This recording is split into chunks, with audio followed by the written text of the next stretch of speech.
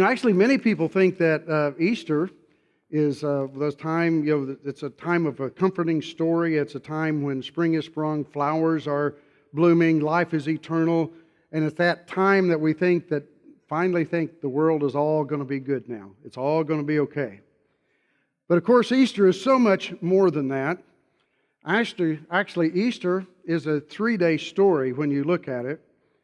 And so the Easter story starts on Friday before that very first Easter Sunday. On that Friday, Jesus died on a cross, and His death sent shockwaves throughout the cosmos. So I want us to share a little bit of that story as we lead into the story of the resurrection this morning. In chapter 27 in Matthew, starting with verse 50, it says this: Jesus is hanging on a cross, and it says, "Again, Jesus cried out with a loud voice. Then He died. Look, the curtain of the sanctuary has been torn from top to bottom." So what are a few of the changes in the cosmos that happen as Jesus dies on that Friday? Well, there was a curtain in the temple that separated the place where you would worship and the Holy of Holies. They had made the Holy of Holies as a place, a home for God to be, a place where the high priest would go in once a year for just a little bit of time and be in the presence of God to get direction for the people. And as they were in there, then that's where the presence of God was. So the temple, the Holy of Holies, had a curtain in front of it to keep the people from being in the presence of God directly. So the curtain was 60 feet high. Now, just for reference, the top of the sanctuary to the floor is about a little over 20 feet, okay? So you figure about 3 times that high is how tall the curtain would be. It was 30 feet wide, and it was made 4 inches thick.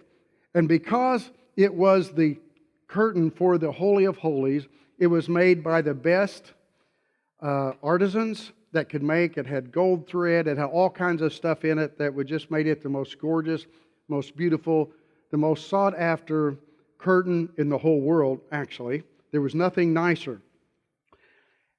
And when Jesus breathed His last breath on the cross, something strange happened to this awesome, well-built, massive curtain. It began to tear from the top to the bottom, leaving the throne room open to everyone, to all people. And so in His death, Jesus broke down the wall that separates us from God. So let's go on with the story. Matthew then tells us that the earth shook, the rocks split, and the bodies of many holy people who had died were raised. After Jesus' resurrection, they came out of their graves and went into the holy city, where they appeared to many people. So Jesus' life, His death, and then the resurrection profoundly changed the world. But before Jesus' death, you could count on some things happening in this world, right? There were some things. The died stayed dead, right? Once you died, you were dead. But the resurrection of Jesus Christ puts even that truth at risk.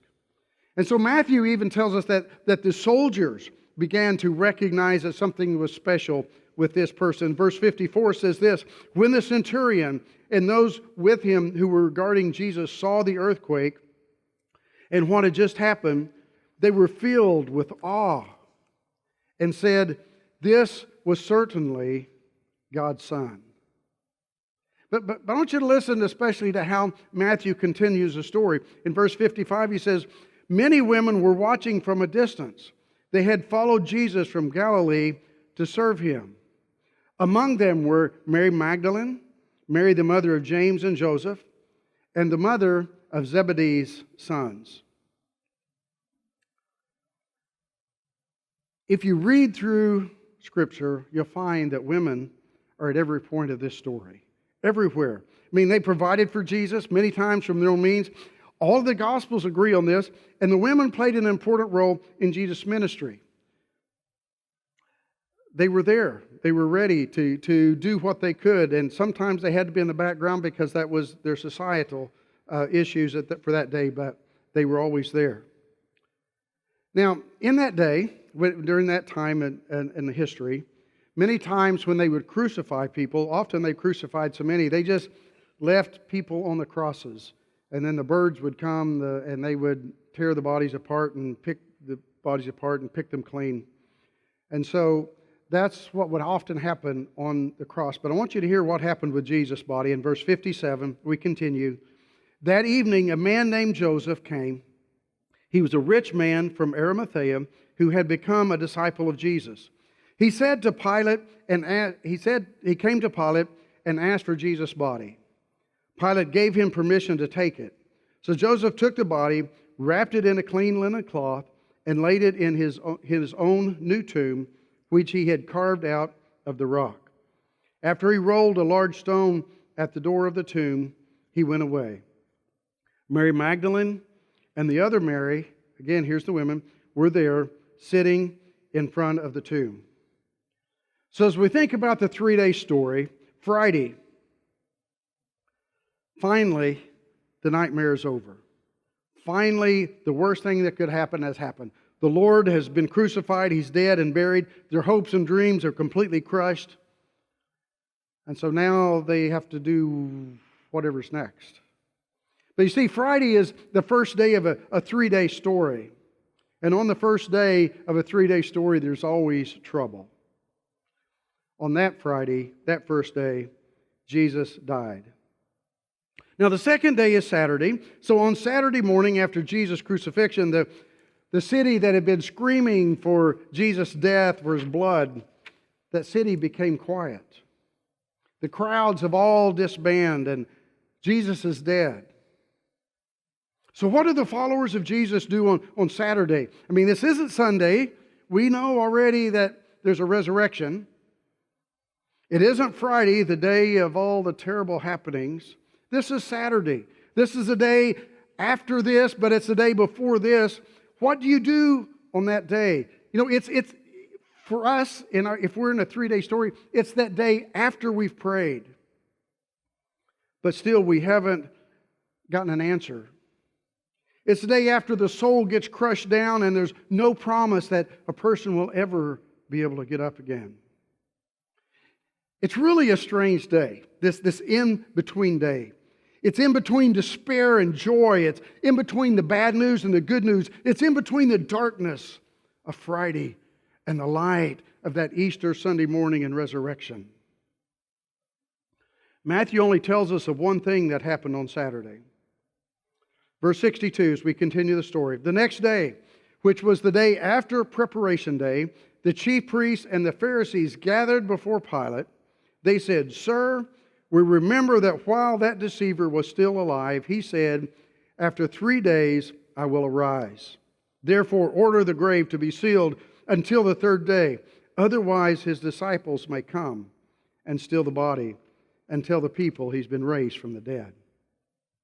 This last deception will be worse than the first. I love Pilate's reply. Pilate replied, "You have soldiers for guard duty. Go and make it as secure as you know how." Then they went and secured the tomb by sealing the stone and posting the guard. So their task was to guard a dead man, to make sure that Jesus' followers did not come and steal the body. You know, it sounds like a simple task, right? You would think that it wouldn't be that hard to keep a dead man in a grave. They don't get up and walk around very often. You would think that, but on this weekend, you'd be wrong. You see, but it's Saturday.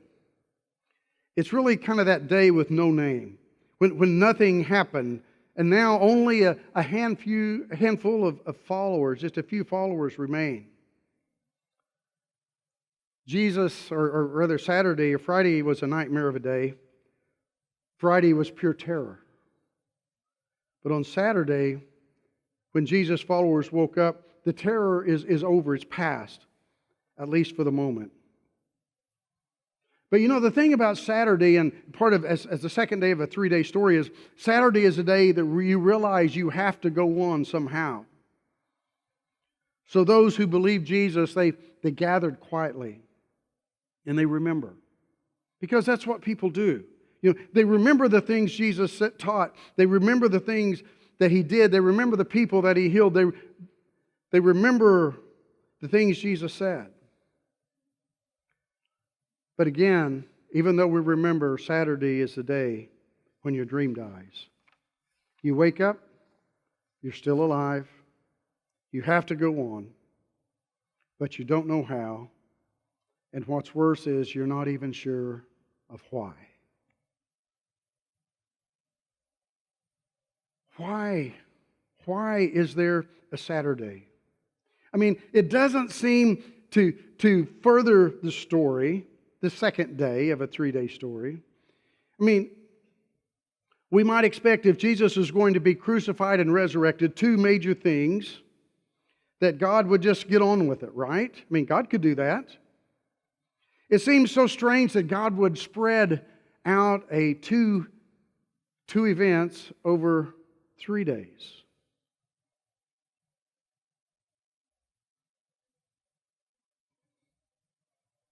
But here's a thought. Think about this. In its own way, perhaps Saturday should mark the world as much as Friday and Sunday. You see, now the problem with 3-day stories is that you don't know it's a 3-day story until the third day. You've been there, right? You don't know that. When it's Friday and when it's Saturday, as far as you know, deliverance is never going to come. Maybe this is just a 1-day story and the trouble that you have is going to be there the rest of your life. Or, if it's a life, you don't know if it's a life as a 3-day story or if it's a 1-day story and that trouble of the first day just keeps repeating over and over forever. But what happens on that second day, on that Saturday? Here's what happens. Silence. Maybe you're familiar. After trouble hits you, after the agony of the Friday, you call out to God. You say, hear me. Listen to me. Respond to me. Do something. Say something. Rescue me. But there seems to be nothing. And on Saturday, in addition to the pain of Friday, there is the pain of silence. And what feels like the absence of God. Now, I'm well aware that some of us are living Saturdays in our lives anyway, right now. You've been numbed by grief and pain, and you've experienced a great loss. Maybe it's loss of a job, you've lost a friend, you've lost your health, or maybe you had a dream for your child, and on Friday that dream for your child dies. And so what do you do on Saturday? Well, you can choose despair. Some people, you know some of them and work hard to be friends with them, I hope. But some people secretly and silently live in despair for long amounts of time. You can choose denial. You can choose impatience. Or you can try to find some things and some easy answers and just skirt your way out. Or let me offer you a different option, okay? You can wait. You can wait. You can trust. You can cry out to God and trust that God will hear you, even when it seems your prayers are just hitting the ceiling and He's eons of light years away. That Saturday, that second day. From a human standpoint, we think of Sunday as the miraculous day, the day that Jesus raises from the dead. But I wonder if from heaven's viewpoint, if the great miracle isn't on Saturday. I wonder. Hear me out. When Jesus was born, the skies were filled with the heavenly hosts praising God, and they welcomed the new baby, Emmanuel, which means God with us. And somehow God is with us. He's in a manger in the stable here on earth. But now it's Saturday. And the angels look down, and what do they see? They see what? They see God in a tomb. The miracle of Sunday is that a dead man lives. The miracle of Saturday is that the eternal Son of God, lies dead. So Jesus Christ defeats the great enemy, death, not by proclaiming His invincibility and His over it, and He does it by submitting to it.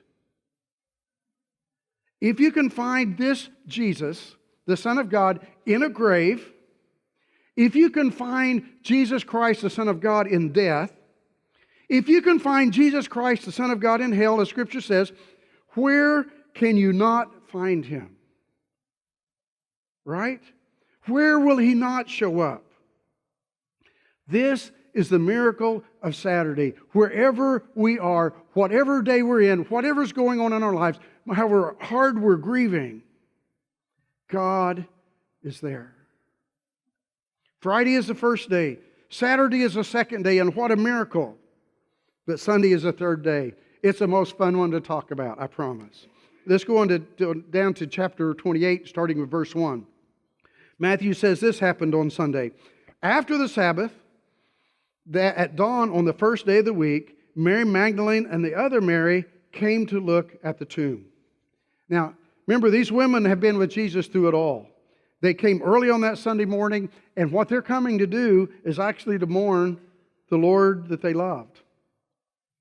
They didn't know it was a 3-day story yet. The women came out to the cemetery to write one more chapter in this long, sad story of death's victory. One more episode of how the good is always defeated in the end. You know, and so many, the way they tell the story is that the world ends not with a bang, but with a whimper and a resignation at death's dark victory. These women, they came to expecting to see Jesus' grave as a monument to the sadness that they felt in their souls. A confirmation of the cruel truth that the world finally gets beat. Or rather, the world finally beats mercy and righteousness to death. But somewhere along the path to the tomb, their world changes. They started their morning trip where hope is in constant danger and where might makes right, where peace has a little chance, and the weak or all are going to eventually suffer under some Pontius Pilate or another. And the people hatch murderous plots, and dead people stay dead. That's the world they start in. But they enter the startling, breathtaking world somewhere on that path. It's a breathtaking world of resurrection and life.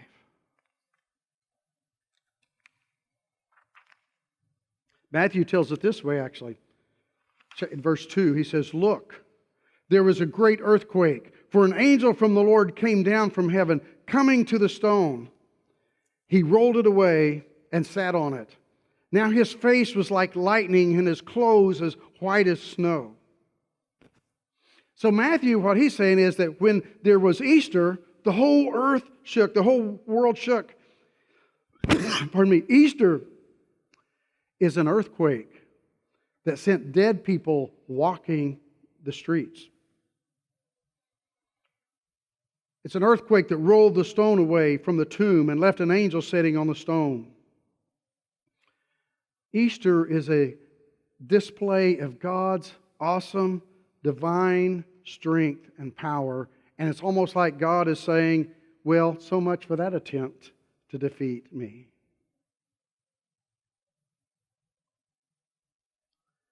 You see, there were soldiers posted at the tomb making sure that Jesus stayed in the grave. But it was more responsibility than they could handle.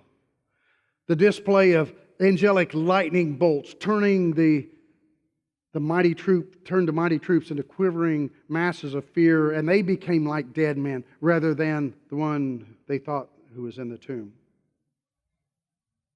Let's continue the story. This is in verse 5 of Matthew 28. "But the angel said to the women, 'Don't be afraid. I know that you are looking for Jesus who was crucified. He isn't here because he's been raised from the dead, just as he said. Come, see the place where they laid him. Now hurry, go and tell his disciples, he's been raised from the dead. He's going on ahead of you to Galilee. You will see him there. I've given this message to you." And then he continues, "With great fear and excitement, they hurried away from the tomb, ran to tell his disciples. But Jesus met them and greeted them. They came and grabbed his feet and worshiped him. Then Jesus said to them, 'Don't be afraid. Go and tell my brothers that I am going into Galilee, and they will see me there.'" Easter is about God. It's not about the resuscitation of a dead body. That's resuscitation, not resurrection. It's about God. Not God as an empathetic but somewhat ineffective good friend that is there to pat us on the back when we need it. Or not God as some internal experience that we might feel, but God who creates a way where there is no way. That's what Easter is about. Easter is about a God who makes war on evil, and as a result, evil is undone. Easter is about a God who raised Jesus from the dead just to show us who's in charge. God made a way where there was no way. God took charge. So on the cross, the world did all it could to Jesus. But on Easter, it's God's turn. On Easter, God inserted a new fact. See, God took this cruel cross, a means of horrific death, and made it a means of triumph. God, who made light from darkness and created a world from absolutely nothing, took the worst we could do with all of our death-dealing doing and led them toward life. And when God did that, the earth shook. Jesus came back to forgive the very disciples that had forsaken him. Jesus didn't come back for a new group that were going to be better. Jesus came back for the same group of very disciples who had forsaken him. It turns out that the world is about forgiveness and not vengeance. And the world shook. The earth shook. And as they're eating, Jesus picks up a piece of bread and he ate it, and you could see the nail prints in his hands. And it turns out that the world is about life, not death. And the earth shook. You see, because of Easter, we live in a world where death does not have the last word. It's a world where injustice is made right, and innocent suffering is vindicated. And this is done by an intrusion of a powerful God. That's what Easter is about. Sunday changed everything. That third day changed everything. But not in the way that a lot of people think. Because of Easter, we can tell them that the cross failed. We can tell them that Caesar failed, that Pilate failed, that the chief priest failed. On Sunday, something got released into the world. Something that hasn't been eliminated yet. Resurrection got released into the world. What got released on Sunday was hope.